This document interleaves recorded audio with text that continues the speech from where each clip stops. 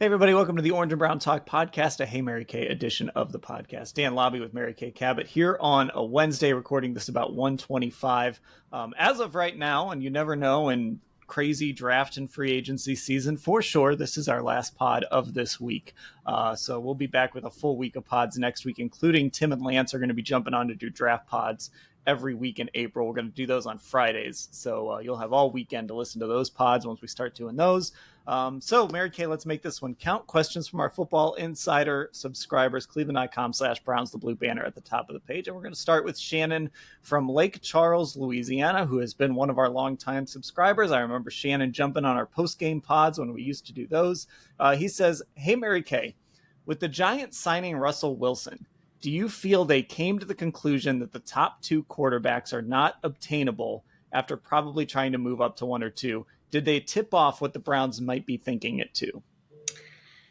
I've been thinking about that. I do think there is probably something to that, where they looked at it and they just figured the Titans are taking Cam Ward, the Browns are taking Shedeur Sanders, and we don't want to be left holding the bag or left without a chair in this game of musical quarterback. So I do think that there is a world in which they felt that they needed to go ahead and find themselves a starter for next season. Of course, that doesn't preclude them from taking a quarterback at number 3 overall, such as a Jackson Dart or someone like that. And it also doesn't preclude them necessarily from trying to trade up to number 2 or number 1 to get one of those guys. So I think there's still a lot of drama and intrigue, but it does seem to me that they are planning for the possibility that both Cam and Shedeur will be gone at 1 and 2.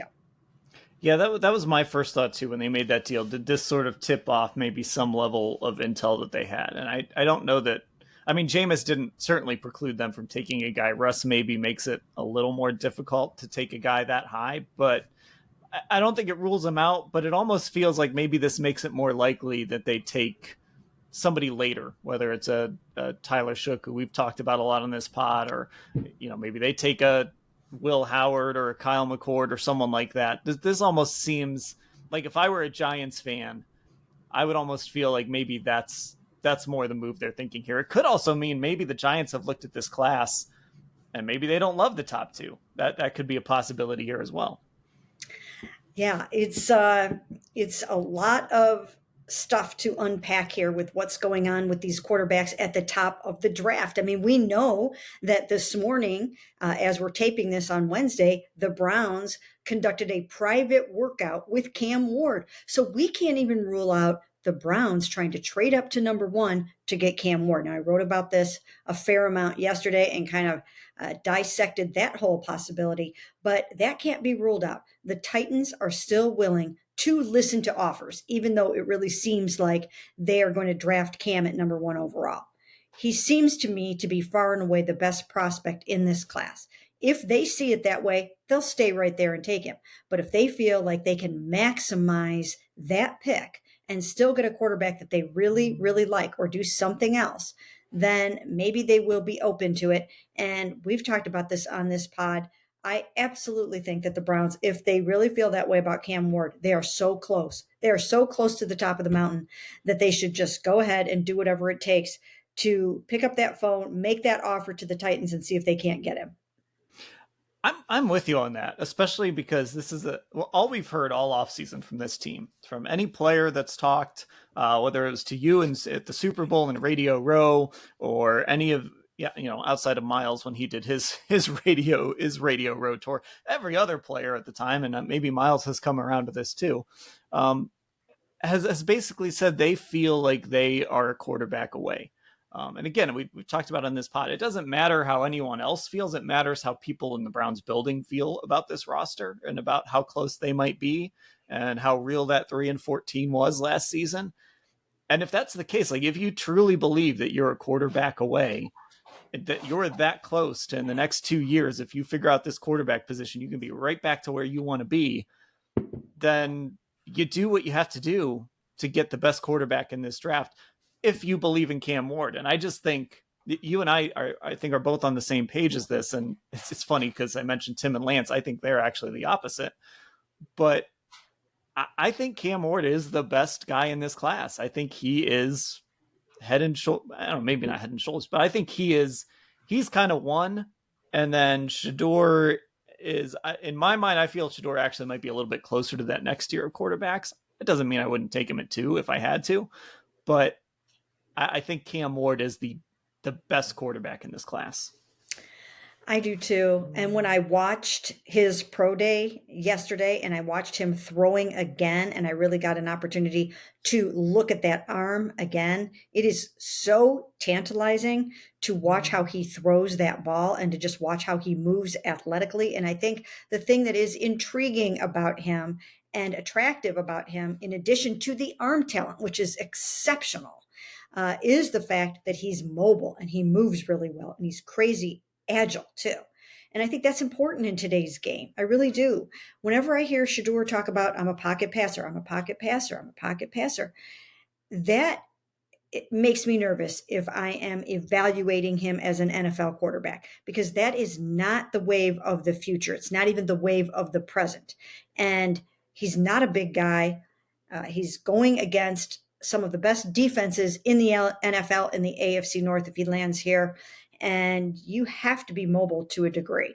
Now, he fancies himself someone who can really process very quickly, and he feels like that is his superpower. And if that is the case, then those guys do excel in the NFL and they do very, very well.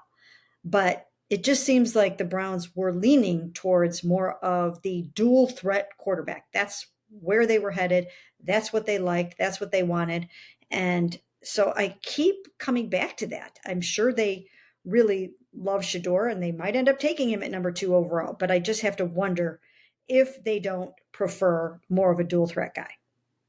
Yeah, and I mean, like I kind of said, when I say that, it doesn't mean that I wouldn't take Shador 2 if Cam goes 1, but I think the thing with Shador is he can do enough with his legs. There's a little bit of, you kind of think of like Joe Burrow isn't some super athlete, but he can do enough with his legs when he needs to. Shador, I'm not saying he's going to be Joe Burrow, but he's got a little bit of that. But you also have to be sure that decision making, that accuracy, all of those things you do like about him is going to translate from the Big 12 to the NFL, and that when you start facing NFL defenses and NFL corners and NFL pass rushes and defensive coordinators, that it's not going to end up being too fast for him. I don't think it will, but that's something you have to try and determine through this process. And from a size standpoint, too, once again, he is not an overly large quarterback. He's on the smaller side. And I think that's something that you also have to think about in the AFC North and in the weather in Cleveland and against these defenses, against an attack minded Ravens defense and Bengals and Steelers. I mean, these guys are not messing around. It's defense city in the AFC North. It really is. And I think that's something that you have to think about is the durability, and is he going to be able to absorb the sacks and the hits that he's going to take at this level. And once again, he didn't necessarily face the biggest and the best and the brightest in the Big 12 playing at Colorado.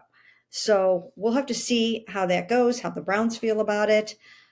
All of the sort of stock down stuff that we've heard about Shador, it could just be time to pick apart these quarterbacks, and the Browns might just be putting their fingers in their ears and not listening to 1 second of it. They could still love him as much as they did in the fall, and they could be completely gung-ho about this, but continuing to do their due diligence, which is why they worked out Cam just this morning. Yeah, let's just spend a little more time on that. Obviously, the owner, the GM, the head coach do this private workout with Cam Ward. So it means that there's at least an interest there. I'm sure they're going to do the same thing with Shador next week when Colorado has their pro day. Tyler Shook's pro day, was it the 25th? Was it yesterday? Yesterday. Mm-hmm. So I don't know if maybe they did the same with him. I mean, we're going to see this with these top prospects that they're going to work these guys out. But it does matter that those 3 guys, I mean, the most important decision makers in the organization when it comes to the next face of your franchise, were at that workout with Cam Ward. I think so. I really do think so. And I think it shows that Jimmy is getting involved again in this quarterback decision. And back in the day, he was involved and went to the Baker workout and went to Josh Allen and different things like that. So I do think that this is significant that they took the time to do this private workout. Everybody wondered, why didn't they go to his pro day on Monday? It's because they already had this workout lined up and they knew that they were going to get to see him one on one. And the other thing about it is, David Njoku, former Hurricane, was on hand and was there and was part of it. And I think that's interesting too, because he's putting in his 2 cents. He loves him. I talked to him on Radio Row at the Super Bowl about Cam, and he said, I can see it. I think I'll catch a lot of touchdown passes from him. He's obviously watched him a ton and loves him. What isn't to like about Cam Ward, really, when you watch his game and when you watch his physical skill set? And yes, of course, we have some negative commentary on him as well in terms of how it's going to translate and whatnot. But it looks to me like he's the total package. And I do think that it's very, very significant that the Browns are doing this. As you said, however, they will do the same thing with other quarterbacks. They will conduct these private workouts. I've been writing in every single story that I've written about them bringing these guys in for top 30 workouts or visits, that they are also going to do privates with them. Now, will they also do one with Tyler Shough? Will they also do one with Jackson Dart? Don't know for sure yet. Maybe we can get some of that out of Kevin Stefanski or Andrew Berry or Jimmy Haslam at the NFL owners meetings. Really kind of looking forward to getting to West Palm Beach and sitting down with these guys one-on-one, not one-on-one, but in small group settings with, as I mentioned yesterday, small group setting with Andrew, small group setting with the Haslams, and then a breakfast table with Kevin Stefanski where any of the national media that is there can sit down with him. But these are really, really unique opportunities, and generally we get a lot out of them. And this year, there's a whole lot to talk about. Yeah, and I mean, look, today there was snow on the ground when I woke up, so I could see how you could be looking forward to going to West Palm Beach in that regard as well. I want to go back to something else you mentioned, and I think this is something that's going to trigger in Browns fans when they hear it, is Jimmy Haslam's involvement, right? People think back to the Johnny Manziel era, and obviously we know that the Haslam ownership didn't get off to the greatest start here. Kind of got a little bit of a reputation for meddling.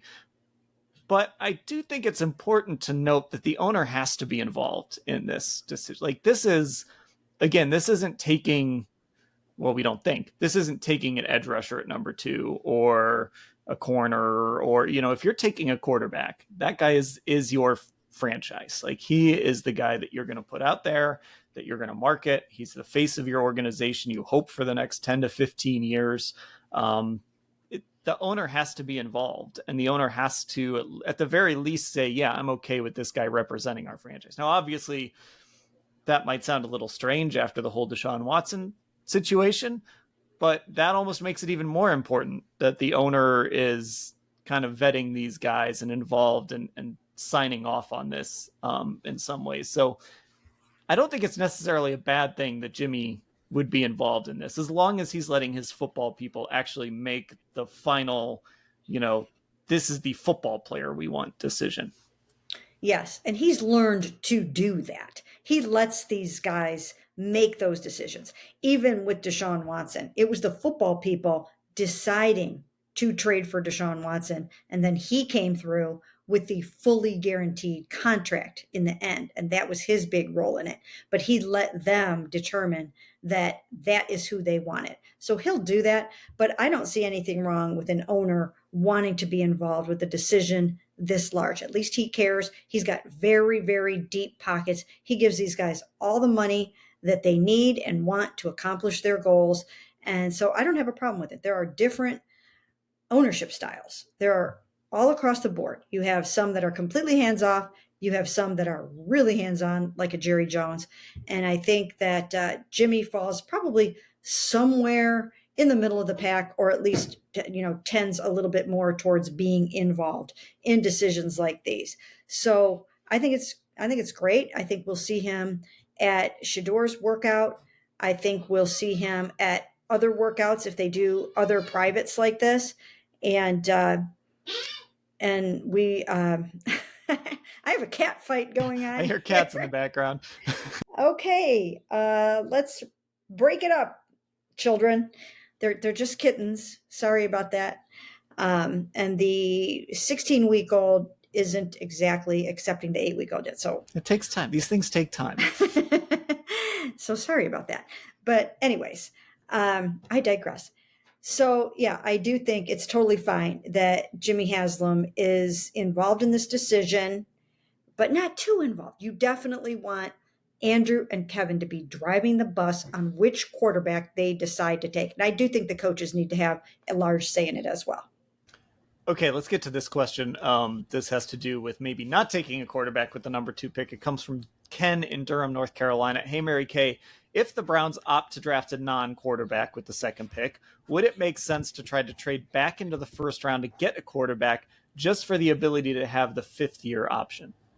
Yeah, I think that would make plenty of sense if you were able to do that, especially if there's someone there that's on the board and hasn't flown off that board yet in the 1st round, such as I've mentioned before, a Tyler Shuck. If you really do like him that much, I would climb back into the 1st round to get him. There's even some thought that Jackson Dart could go somewhere in the 1st round. I think a lot of people are starting to think that, and you never know. I mean, who knows? Lamar Jackson went number 32 overall. And a lot of people didn't know what to make of him, didn't know what to think of him. Maybe Jalen Milroe warrants a late pick like that. So there are many different ways that you can go about this. And all comes down to, for the Cleveland Browns, what is their true evaluation of Cam Ward and Shedeur Sanders? And do they even know for sure what it is yet? Or are they still really truly going through the process to the point where they haven't decided yet?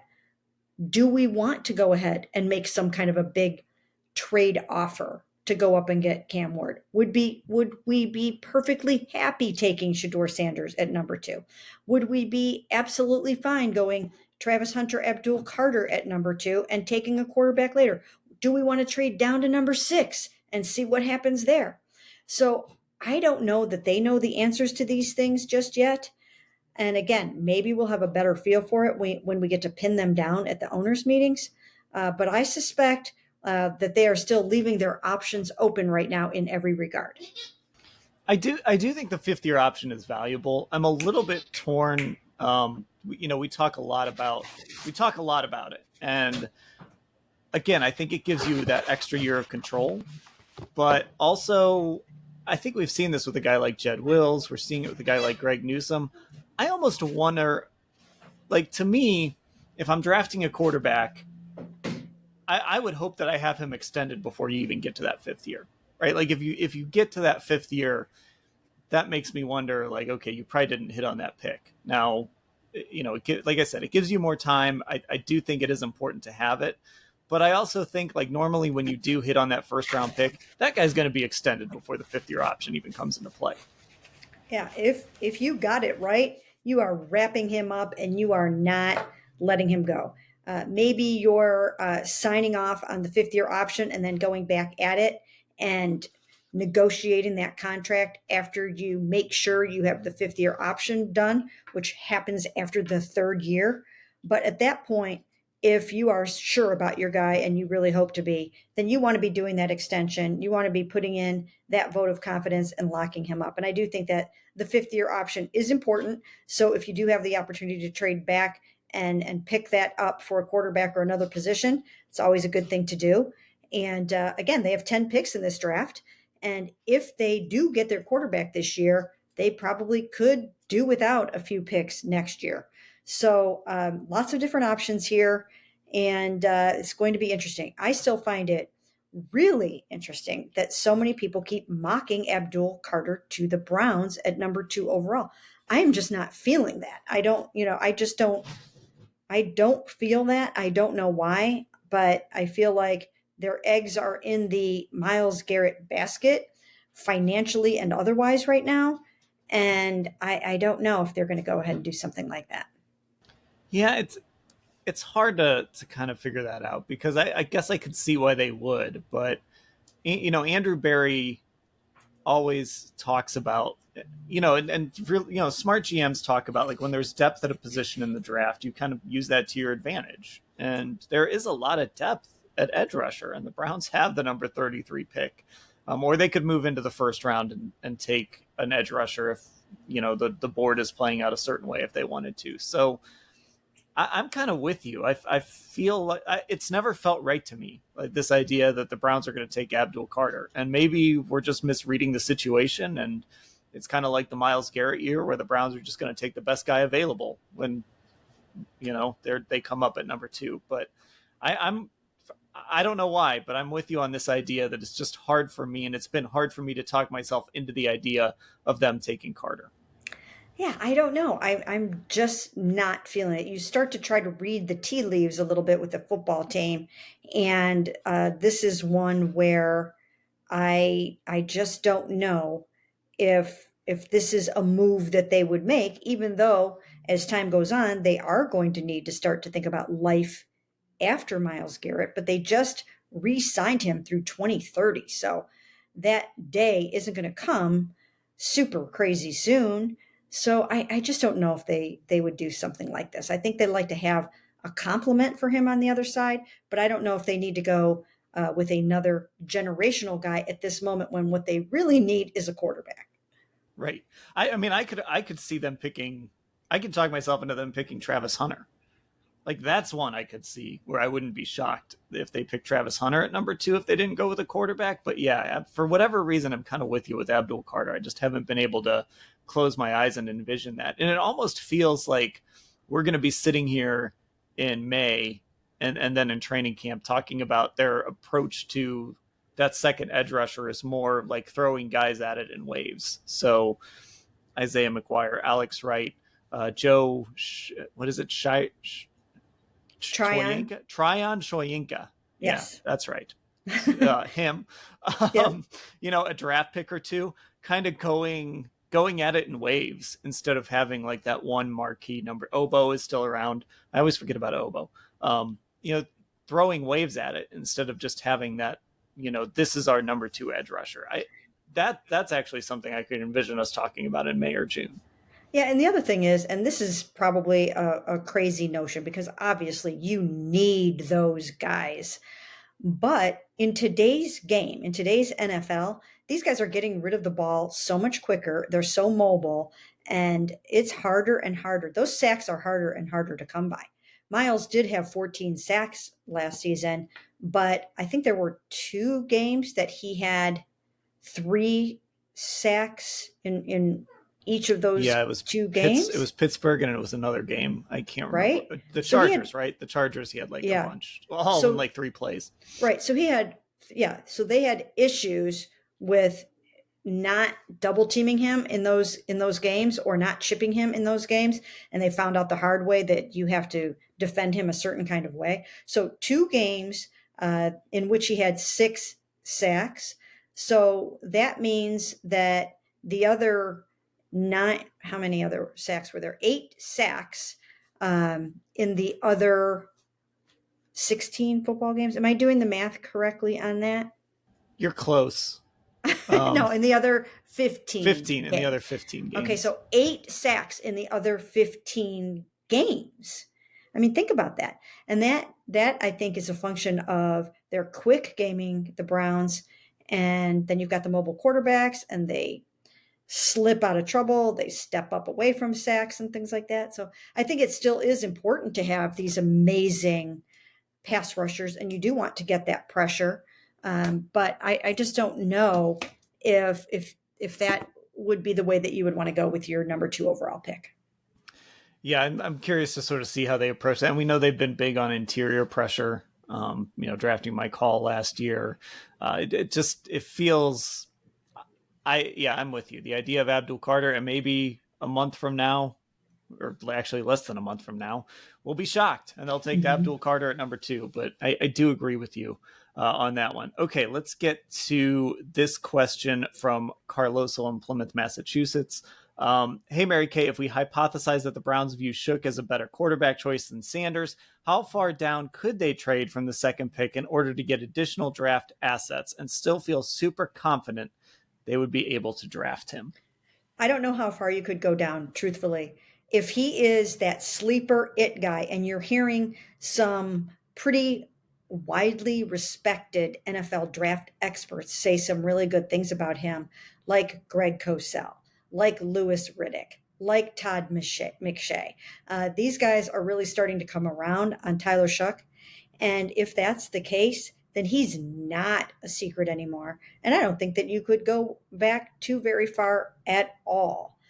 I don't know that you could even, I know this might sound crazy, but I mean, you might just have to stay there and take him at number two if you feel that strongly about him.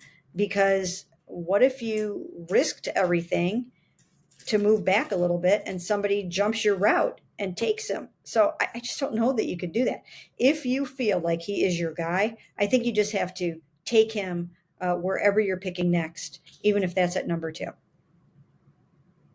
I think the interesting thing about this is there's some real wild cards in this draft. If the Browns don't go quarterback at two, um, I know Las Vegas made the trade for Geno Smith, so I doubt they would take somebody at six. But you never know.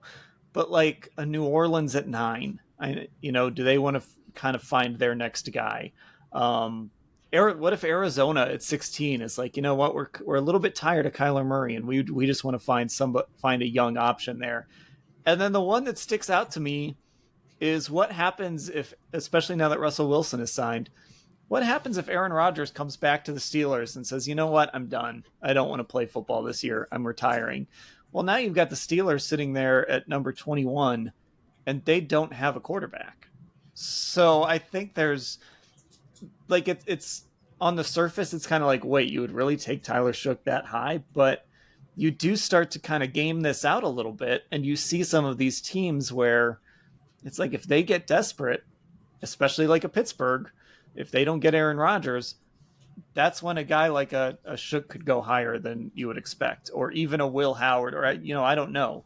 Like there's enough wild cards in the first round that who knows what could happen. Or maybe even Jalen Milrow, Right. who just ran a 4.37 at his pro day and really helped himself and did a phenomenal job.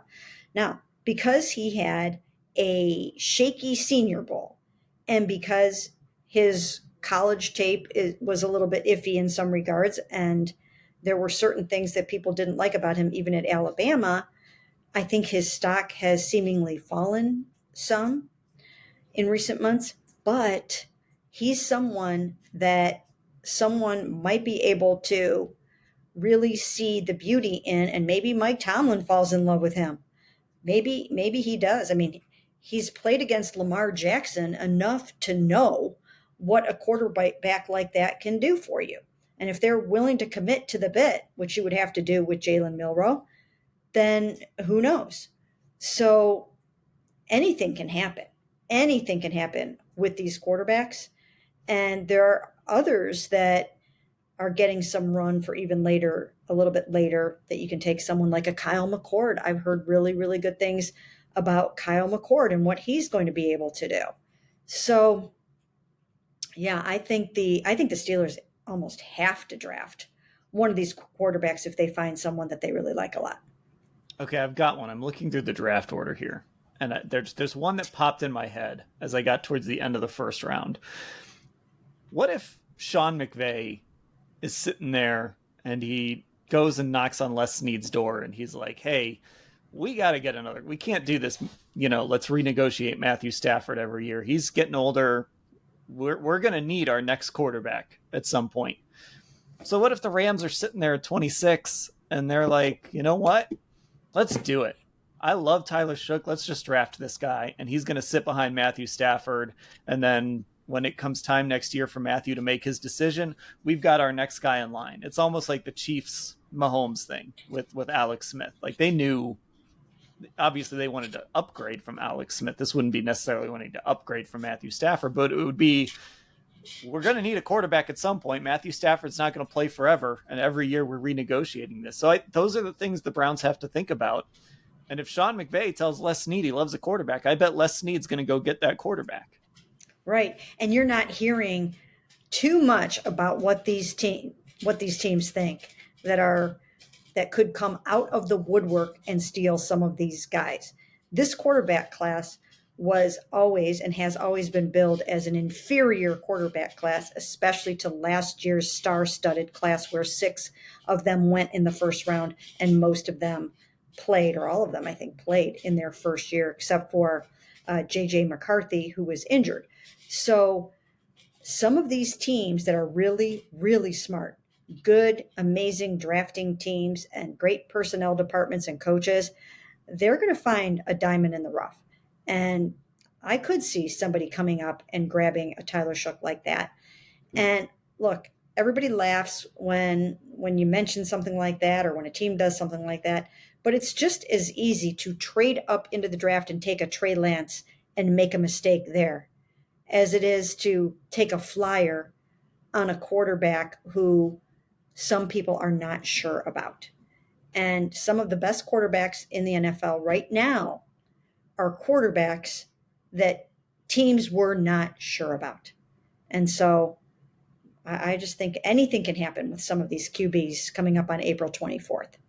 Well, and Atlanta has given a lot of teams cover now because last year they got laughed at. They had needs that they needed to fill, and they decided to take a quarterback even after they spent a bunch of money on Kirk Cousins. And now they're kind of the team that's laughing. Like, look, we got our quarterback of the future.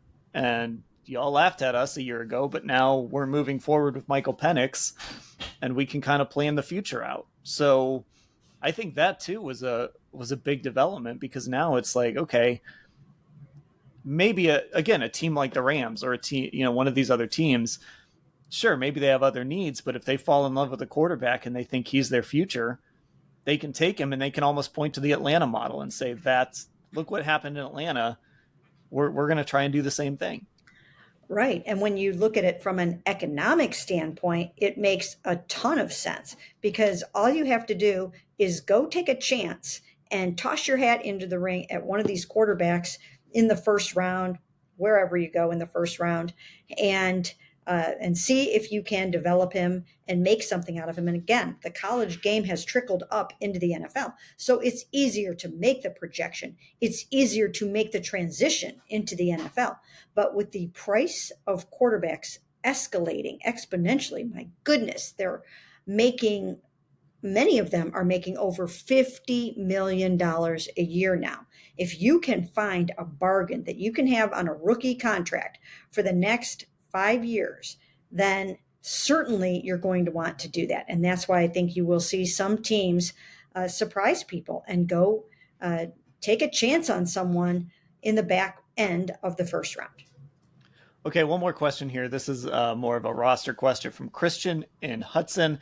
Hey, Mary Kay, does the fact that former Browns free agents Nick Chubb, Amari Cooper, Jed Wills have yet to find new homes indicate that the Browns overvalued some of the talent on their roster last season?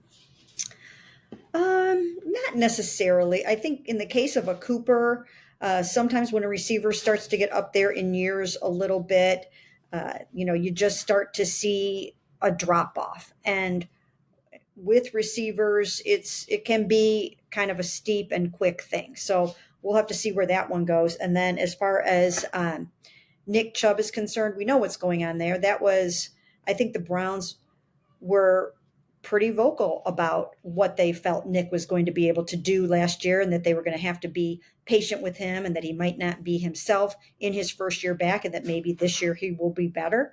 And the fact that nobody is clamoring for him right now, I don't think that's a huge surprise.